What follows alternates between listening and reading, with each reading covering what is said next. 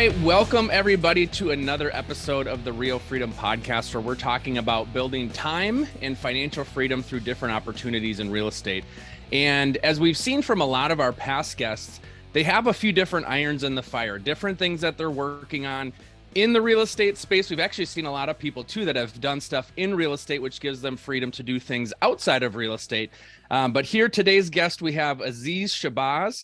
And Aziz has done a lot of things inside the real estate that kind of compound on top of each other. And we'll talk about how he's been able to build momentum with that. So he is a realtor, personal and business financial coach. You are in Chicago area, been in real estate for almost 2 decades. You've worked on fix and flips over time, some rentals, townhouses. We'll get into that. And really for you, it's just about helping people, finding different ways that you can help people, whether it's getting loans, whether it's helping them with financial literacy, educating them, obviously the real estate side, lending side. So just you're a guy that likes to help people. And so we'll get into kind of how all of that works. So welcome to the show, Aziz. We're so happy to have you. Thank you, Mike. Man, it's a pleasure to be here. I'm really excited about it, man. Thank you for the invite. Yeah, great. For the folks listening, why don't you just kind of share a little bit about your background, how you got into the real estate space and where it's gone from there, and then we'll dig in deeper. Yeah, absolutely. So I got into real estate probably about 18 years ago when I bought my first property. So I bought my first property when I was 23. And I just got into real estate because I kind of knew early on that a few things were important, that credit was important, and then owning property was important, right? They always say that wealthiest people tend to be in real estate, right? So I wanted to get into real estate. Funny story is, and a lot of people don't even know this story, is that when I wanted to buy my first property, you always hear this will be the biggest investment in your lifetime, right? So I was like, man, okay, I was a little bit nervous about it, right? So what I did was I started really going to the library, studying on it, and I was in a lot of books and used the internet, etc. And I started learning about real estate, but I started learning about the loan process as well. And then they used to have I'm probably showing my age, and they might still have it, but at bus stops, they would have these employment books in these boxes. And I had one of those, and I went to the back of the book, and I saw there was a position for a loan officer. And so I said no experience necessary, etc. So I went on an interview and I got the job, and the lady was like, I can't believe you are not already doing loans. I said, well, she said, how do you know all this stuff? And I said, I just studied on it. So she hired me right away. And then I ended up doing actually my first loan for my property. Had her name on it, etc. Because I wasn't, licensed. I was like more so the assistant. And I actually did my first loan for my property. So that's how deep I got into kind of learning about real estate. And then from there I bought my property. I started with a 2-unit, bought another 2-unit a little bit after that, and then got into some fix and flip and things of that nature. And and then now we are here where we are today. But the reason why I got into real estate as a realtor is because people have been telling me, because I have been helping people, answering questions about real estate, because I just became the guy to go to, and they always said, go get your real estate license. And I said, no, I'm not that type of person. I'm not a people person. I don't want to drive people in my car. It just didn't seem like a good thing for me. And so I put it off for a long time. And then I was at my 9-to-5 job, and I had got 5 promotions in 4 years, and I knew the business like the back of my hand. I didn't even have to think about it. And so then it was like I could take on something else. And I decided that I wanted to sell 2 of my properties. I said, well, I don't want to pay a realtor. Maybe I'll just get my license. I'll sell them myself. If I could sell, 5 homes a year, maybe that's another car, or that's a vacation or something of that nature. That was my only intention. And, so I got my real estate license. I passed my exam. first try. I found out that was a major accomplishment later. Mhm. Um, and then once I got my real estate license, I ended up closing about 17 deals my first year. I had sold about 5 houses before I had even sold my own property. So when I did that, I was like, okay, this is something that I could do. And I went on my second year to 22 transactions part time. Then I decided to go full time in my second year. And also because my 2 years had come, I went and got my managing broker's license. I took the test to get my managing broker's license. I started my own office. My top year when I was primarily focused on sales, I did 11 million in sales value in Chicago. The price point that I was in, that was 54 transactions. I wish it was, 54 transactions in California. But that 11 million put me at the top 5% out of over a million agents across the nation. And then since then, I've moved my business to EXP, and I gotta say that's probably one of the best moves that I've made in real estate. And now you have a team as well, right? So other agents on your actual team. Yeah, so I have an organization. At EXP we have the ability to have an organization. So I have agents in my organization, but I also have a small team as well. Okay, so then talk about, and we'll kind of dig into some of these other items later, but talk about kind of the financial coaching that you're doing as well. Some of the stuff with helping people with credit and loans, just so people can get a scope of kind of the full breadth of what you're doing in the real estate industry space. Yeah, absolutely. So I got into the financial consultancy piece, which originally was just credit restoration in the beginning. That's all that I was doing at first. And the reason why I tend to get into things because they like attached to something else, right? Like I got my real estate license because I wanted to sell my properties. I don't just kind of like just get into things, right? It just has to make sense and has to flow. So I got into credit restoration originally because a lot of my clients, individuals that I would talk to, they would get denied. And it could be due to credit, late payments, collections, late repos on their cars and things of that nature. So they needed to clean their credit up to achieve home ownership. And I know how important home ownership is, right? Or even being able to buy an investment property, because some people say that buying a house, is not an asset, it's a liability. Okay, well, even having your credit right to be able to buy an asset, which may be an investment property or multi-unit. You live in one unit and rent the other unit, right? Um, and so I wasn't able to help them, right? So I got into credit restoration so that I could help them. But when I got into credit restoration, I started doing that. It kind of evolved, and I found ways to be able to add additional services to my business. And then that's when we got into um, business loans, right? So helping individuals purchase real estate in their business name, right? But also helping businesses just get cash advances or lines of credit or term loans, invoice factoring, right? So we were able to get into that space as well, which kind of came from helping individuals buy real estate under their business name. And then from that, we added on the business credit because most people don't understand building their personal credit and business credit are two different things. And you can have a business credit card or you can have a business loan and still not be building business credit, right? That's something very important for people to understand.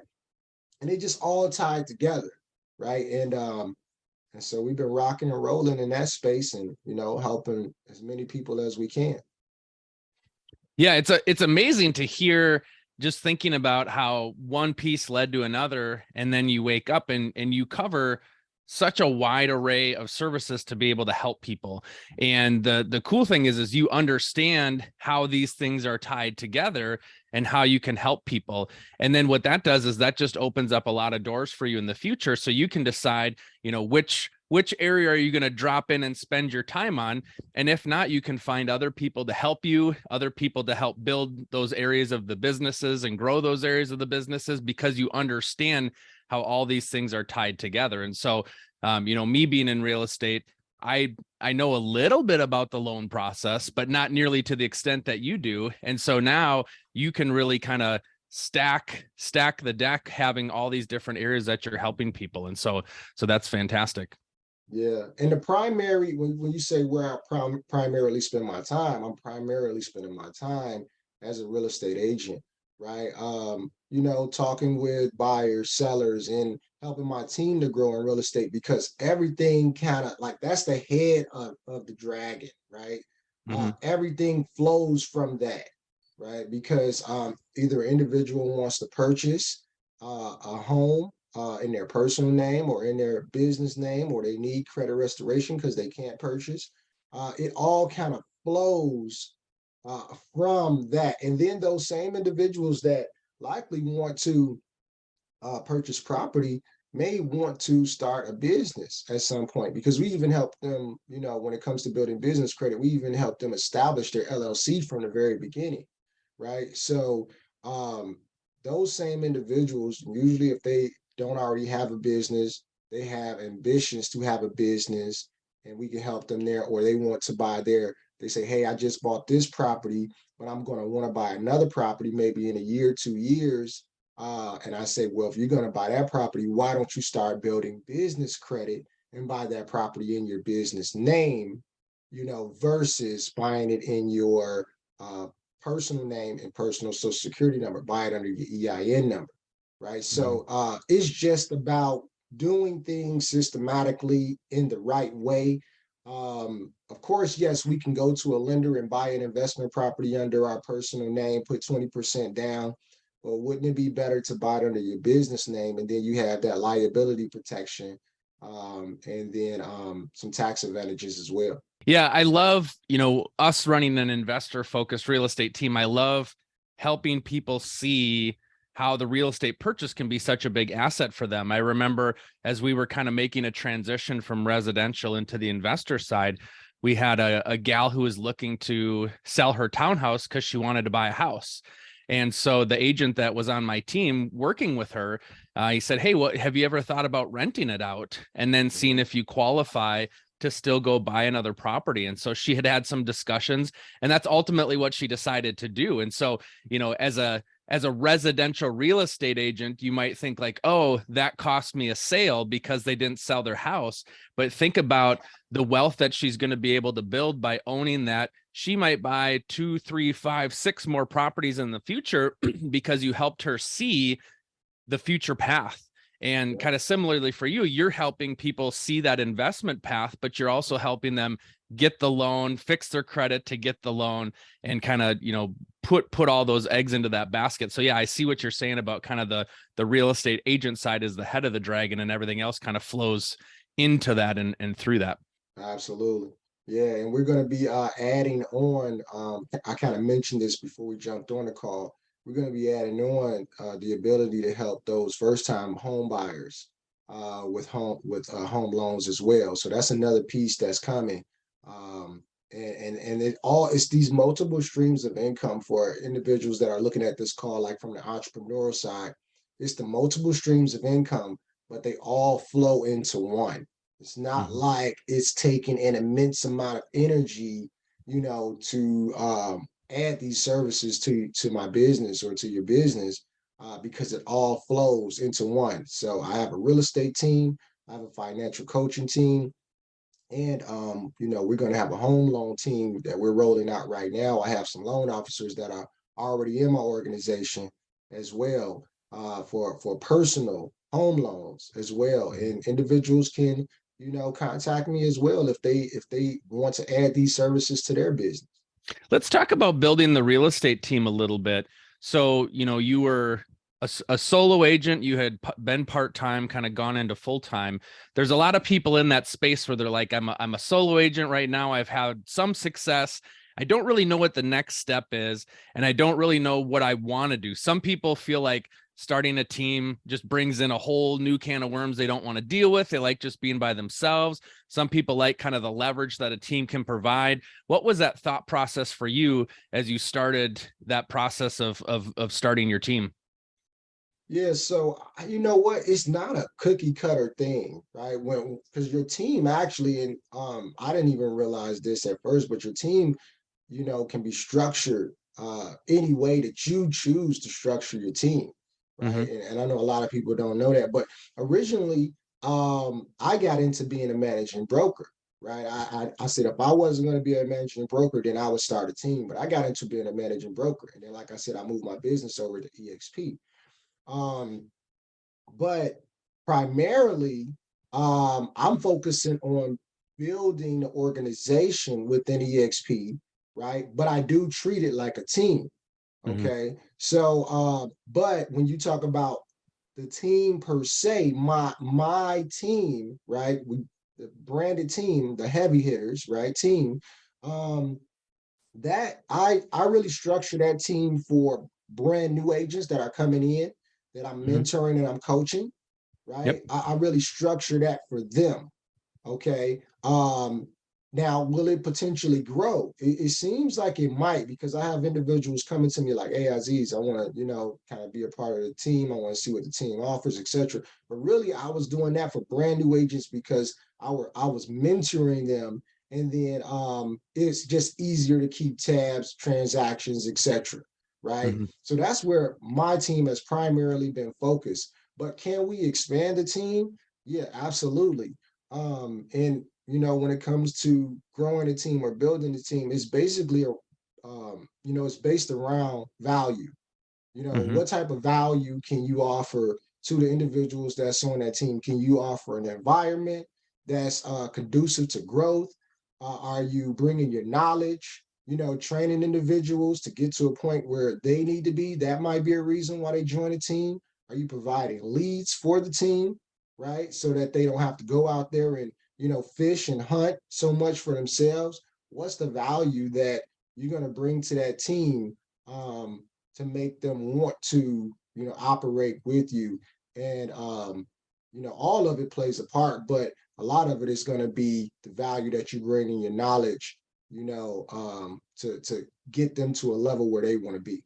I used to always joke about when I first got into real estate, everybody I would talk to, like, "Oh, I always thought about getting in real estate too." And so I was like, at least you have a common thread in a conversation with pretty much anybody, because everybody's thought about getting in real estate at one point in time. But the reality is it's hard. Like, there's people that come in, they have success, they're able to just do what they're supposed to do, and you just see their career grow. And then there's so many people that struggle because they like the freedom, they like the unlimited income potential. What they don't realize is it takes really hard work Yeah. to build that momentum. And so, joining a team right out of the gate, there's a lot of value there. And I love that you touched on value proposition, because it's not just about, hey, I joined a team and they're taking half my commission or whatever you decide that to be. It's no, there's a legitimate learning curve there. And there is a lot of value that new agents coming on a team can experience. How to structure their day, what do the top producers do? The knowledge piece is huge. Being able to walk through and shadow on appointments or calls to hear how that goes, and to figure out how to spend time lead generating and finding new clients while still processing your existing clients that are under contract and closing. Like, there's a learning curve there. So there's a lot of value to being on a team. And for some people too, they like the leverage that it provides. I've got an agent on my team that's like, I don't even want to know how the admin side works. I like not even touching that. And so you can operate in your skill set and in your area of passion as well. If you don't want to do the whole business, you don't want to be the 24/7 realtor, you don't have to be. So there's a lot of value that being on a team can provide. And yeah, like you said, it comes down to, what is your value proposition? And there's lots of teams out there that have different value propositions. And so there's no team that's like the other team. Everyone kind of has their own flair, their own personality on it, and their own value that they provide. And it's finding that right fit for you and what you're looking to get out of your real estate career. Yeah, I think one of the major pieces of it too is the accountability piece, because there's individuals that come into real estate as real estate agents that don't even realize they're truly starting their own business. They are truly entrepreneurs at this point. They feel like they're getting their real estate license. They're going to come in. It's going to be more so like a job. They know it's not going to be like a job, like a 9 to 5 job, but I don't think they necessarily expect there's going to be full-blown entrepreneurship either. Right? And Yeah. because of that, I think it's like, okay, I got my license. I kind of know what to do, but do I actually do it? And how am I using my time? And if you don't have anyone there for those individuals to be to hold them accountable, then they can find themselves just slipping into not doing any activity. And of course, if they're not doing any activity, then they're not getting any results.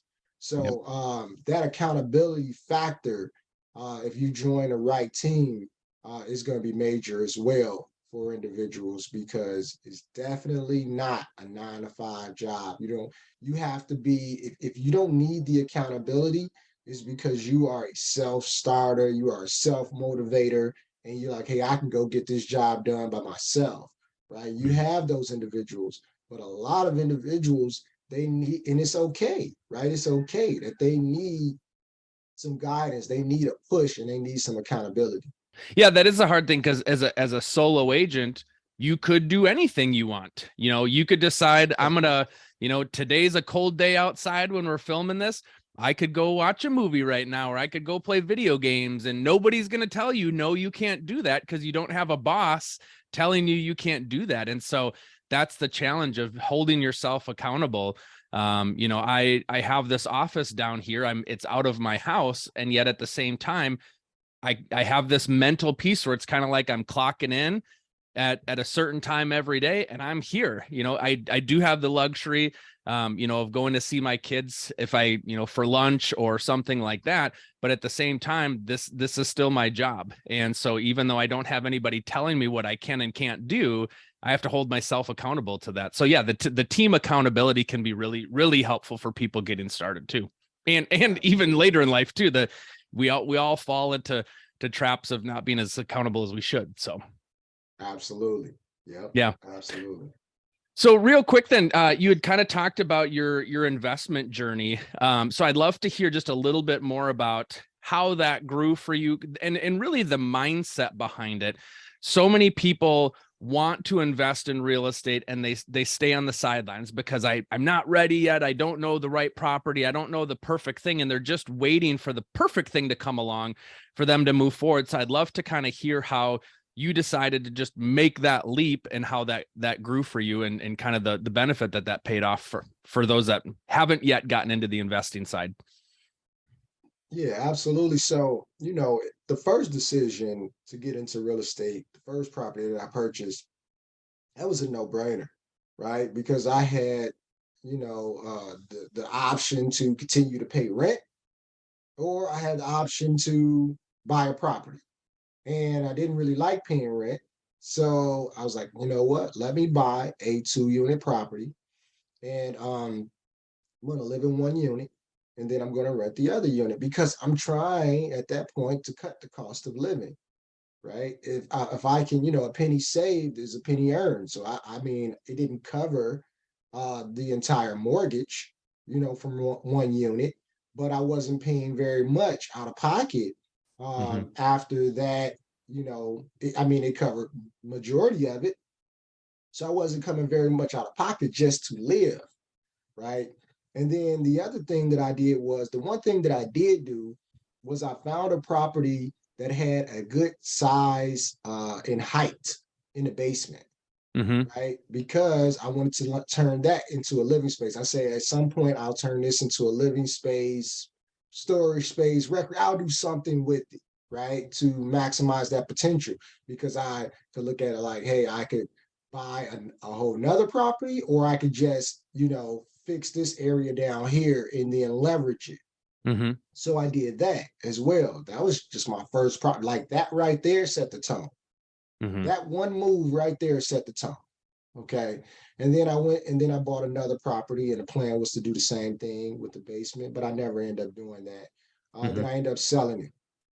But on that journey, I had now become a landlord for several years, right? And I saw what the experience was there as well. So then I learned from it and I grew from it. And I said, okay, next properties that I buy and hold, I'll do things a little different. I didn't lose any money, right? And then equity went up and then I sold. And so I didn't lose any money, but could I have made better decisions? Yes. But you got to understand, this is me making decisions that I had nobody in real estate around me to tell me what decisions that I should make. I read the books, I watched the videos, YouTube videos, etc. But it's nothing like jumping in, doing it yourself. You can, it's great to not become knowledgeable, but at the end of the day, you're still following somebody else's experience, right? And what they experience, what might be good for them, might not necessarily be good for you. But at least you can go into it making an educated decision, right? So you shouldn't be too far off if you just kind of follow systems and the mentorship and coaching of individuals that have already done it, right? Mm-hmm. But a few things that I learned that I didn't like, and I'll list those off because I think this would be some great information. Um, well, I'm close to the city of Chicago, right? So, the city of Chicago, what I learned years ago, I learned some of the properties in the city of Chicago do not have water meters. So you could buy a property there, and the bill would just be bi-monthly or every 3 months, and then it would be a solid bill no matter how much water was run, right? So that was something that was very important because if you get a busted pipe, if you have a tenant that has a running toilet and they don't tell you because they don't really care, that could take that whole month's profit right away from you, right? So that was one thing that I learned. So I started looking at properties that didn't have water meters. Okay. The other thing was, and I learned this after my very first property. I looked at properties that had separate utilities, like separate gas meters, separate electrical meter, where everything was separated and then there was a common area, right? That way I wouldn't have to worry about paying a light bill or the gas bill or keeping someone's gas on, even if they weren't paying the rent because it's the middle of the winter time, etc. That would be solely on them, right? That saved me a cost as well. Mm-hmm. And then the last thing that I learned, and that's why I'm kind of into, I got some townhomes right now that I'm renting. I'm probably going to pick up a single family. I like townhomes and single family. And a lot of people say, well, don't get townhomes, get multi-unit. Well, I like it for the first one that you're in because you're going to be living in it too. The next property, I don't know if I necessarily like 2 and 3 units, maybe 4 unit, but definitely 5 and above. But if you are gonna stay residential, you have to go 2 to 4 units. Try your best to buy a 4 unit. That would be my best advice versus a 2 unit.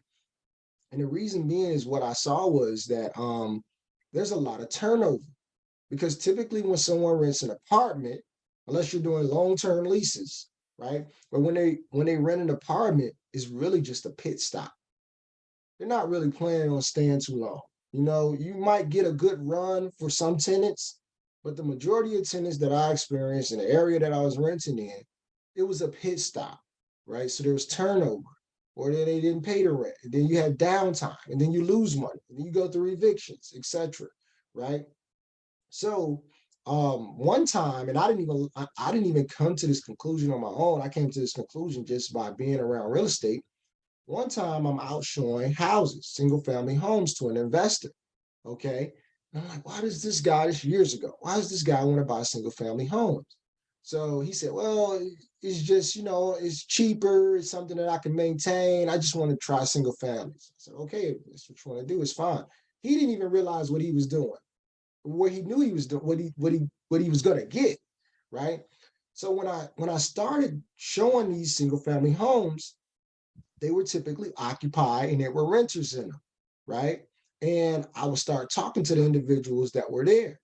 And when I talked to them, I found out that these individuals had been living in these homes for 5 years, 7 years, 10 years, 15 years.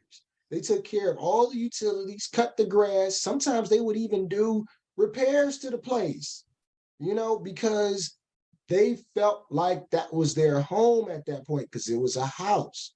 Didn't Mm-hmm. really get that with renters in apartments, right? So I said, man, so I saw it one time. I said, maybe that's just that one person. Then I would go to another house. I'm talking to, and it's over like the course of a couple of weeks, and we're showing houses, and it became more so than showing the houses for me, gathering information. And I started realizing there was a pattern. People had stayed in these houses. And that's what you want when you have rentals. You want long-term tenants that do their best to maintain the property because they feel like that is their home. You want to take care of those tenants. You want to be a good landlord, a great landlord to those tenants because they will likely be there for a long time. And then the other thing that I couple with that is Section 8.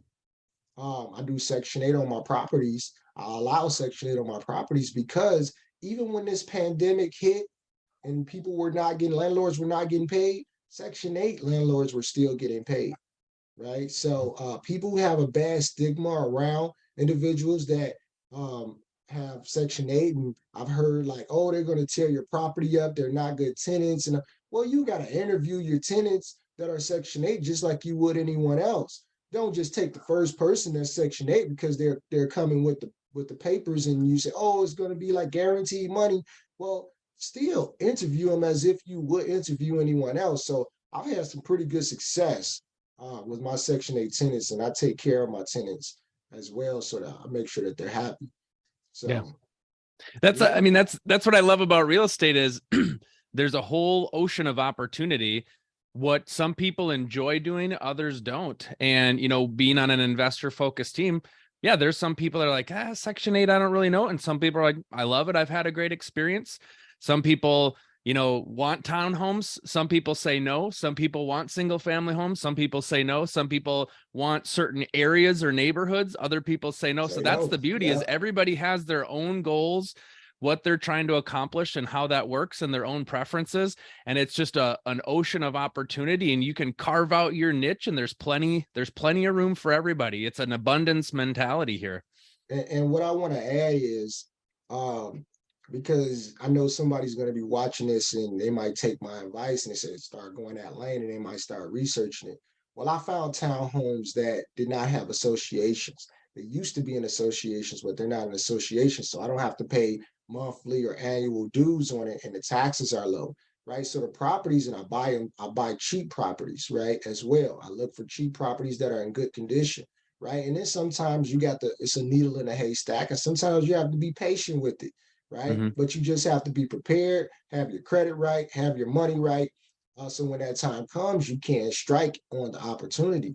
So the properties give me good returns. And because they give me good returns, I'm able to have a property manager manage the properties so that I'm not hands-on, because we got a big snowstorm coming. And in my first two properties, I would have been out shoveling that snow after work, and I worked the second shift, and I would be out there 12 o'clock at night shoveling snow because I knew I was going to be too tired in the morning. And then I was gonna have to go back to work, and I did the outer. But this 6 inches of snow everybody's talking about that you got that's supposed to be coming, I would have been shoveling both of those properties in the beginning. But you live, you learn, and then you earn. Yeah, awesome. Well, thank you so much, Aziz, for coming on and sharing your experience and your story. How can folks get a hold of you if they want to learn more about what you're doing? Yeah, absolutely. Really simple. Just go to www.coachaziz.info. COACHA Z as in zebra, I Z as in zebra .info. CoachAziz.info. And they can find all of my links. They can find all of my social media, ways to contact me. Follow me on and subscribe on YouTube, and then follow me on all the social media sites as well. Feel free to inbox me. Awesome. Well, thank you so much for coming on the show. Really appreciate you sharing your time and sharing all your expertise with everybody. Absolutely. Thank you, Mike. Have a great day.